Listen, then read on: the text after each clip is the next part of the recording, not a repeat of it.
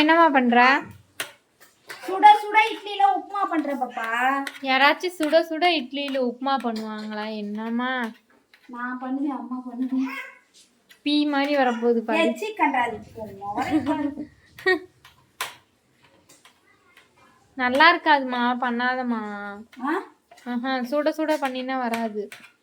வரும் பாப்பா, சூப்பரா இருக்கும் பாப்பா. அம்மா செஞ்சு நீ சாப்பிட்டது இல்லையே. பெரிய சூரிய வம்சப்பா தேவையானின்னு நினைப்பு. சுட சுட இட்லி இருக்கும்போது வீட்டுல ஒண்ணுமில்லாத மாதிரி பழைய இட்லியை பண்ற மாதிரி நடிக்குது பாப்பா. நான் நிஜமாவே சூரிய வம்சத்துல வர மாதிரிதான் பாப்பா அம்மாவே வாழ்ந்து வந்திருக்கேன். நானு கொஞ்சம் கொஞ்சமா பொழைச்சு முன்னேறி. அதுல அவங்க படிச்சு பெரியலாம்னாங்கம்மா. நான் வந்து நடிச்சு பெரியாளானே, புரியுதா? புரியுதா உனக்கு? புரியுதுமா. நான் பட்ட கஷ்டங்கள் அவமானங்கள் என்னிலும் அடங்காதது தெரியுமா? எத்தனை பைய கழுவி ஊத்திருப்பேன் என்னைய, மேலையும் கீழையும். சத்தியமா சொல்றேன் பாப்பா. அப்பெல்லாம் வந்து இட்லி கூட கிடைக்காது. இந்த உப்புமா செய்யறது கூட நமக்கு ஒரு இட்லி கூட கிடைக்காது தெரியுமா?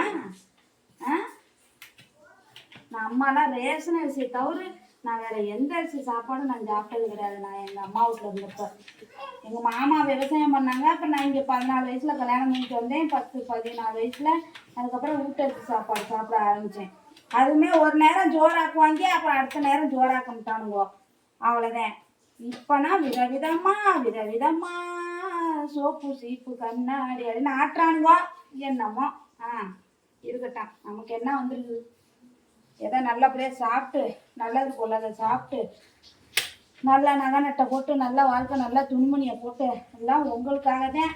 நான் வேற யாருக்காக? எனக்காகவே நான் பண்ணிக்கிறேன். இப்போ அம்மா அந்த சுட சுட இட்லியில் அம்மா உப்புமா செஞ்சு பாரு. இது யாராருக்கு வேணும் உப்புமா? யாருக்கும் வேணாம். பிள்ளைக்கு நீ ஊட்டு சோறு.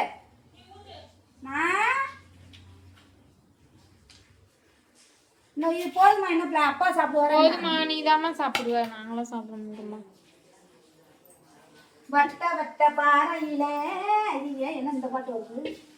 எங்கம்மா ஒரு லைட்டா காணா?